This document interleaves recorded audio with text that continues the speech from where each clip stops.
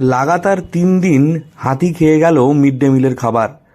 ছোটভাবড়ি এলাকার নেপালি প্রাইমারি স্কুলে লাগাতার 3 দিন হাতির হানায় অতিষ্ঠ হয়ে উঠেছে স্কুলের কর্তৃপক্ষ তথা অভিভাবকরা। এইভাবে রোজ হাতির হানায় ব্যাপক ক্ষতিগ্রস্ত শিশুদের সরকারি স্কুল। ঘটনায় চাঞ্চল্য ছড়িয়েছে শহরে। ক্ষোভে স্কুলের শিক্ষক শিক্ষিকাদের স্কুলের ভেতরে আটকালো স্থানীয় বাসিন্দা ও অভিভাবকরা। গোটা ঘটনায় বন দফতর ও প্রশাসনের বিরুদ্ধে বড়সড় গাফিলতির অভিযোগ উঠছে। শিলিগুড়ি সংলগ্ন ডাবগ্রাম 1 গ্রাম পঞ্চায়েতের রয়েছে ছোটভাবড়ি नेपाली प्राइमरी स्कूल। स्कूलटी बैकुंठपुर जंगल लागोआ।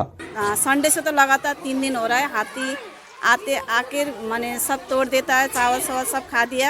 और आज तो इतना ज़्यादा हो गया कि मैंने मेरा आँख से तो मैंने इतना आंसू भी आ गया। मैंने अच्छा नहीं लग रहा है। बच्चा लोग का खाना था सब हाथी खा दिया। और जो हालत देख रहे हैं आप स्कूल का, और यहाँ पर बाउंड्री भी नहीं है, कुछ नहीं है। बच्चा लोग को खाने का समस्या, अभी आज भी थोड़ा एनजीओ लोग कुछ खाना दे के गए बच्चा लोग को। मैंने समस्या ही समस्या है हम लोग का। यहाँ पर पानी का समस्या है, बाउंड्री का समस्या है। অভিযোগ, মাঝে মধ্যেই স্কুলটিতে হামলা চালায় হাতি। স্কুলে কোনো সীমানা প্রাচীর না থাকায় অবলীলায় প্রতিদিন হাতি হামলা চালিয়ে ক্ষতিগ্রস্ত করছে স্কুলের। রবিবার থেকে লাগাতার হাতির আক্রমণ করেছে স্কুলে। স্কুলে থাকা রান্নাঘর ভেঙে শিশুদের মিড ডে মিলের সমস্ত খাবার সাবার করে দেয় সেই হাতি। সকালে স্কুল খুলতে গেলে স্কুলের পরিস্থিতি দেখে ক্ষোভে পেটে পড়ে স্থানীয় বাসিন্দা ও অভিভাবকরা। তারা স্কুলের শিক্ষকদের বাইরে থেকে তালা মেরে বিক্ষোভ দেখায়। খবর পেয়ে ঘটনাস্থলে পৌঁছায় আশিগড় ফাঁড়ির পুলিশ পৌঁছে পরিস্থিতি নিয়ন্ত্রণে আনে।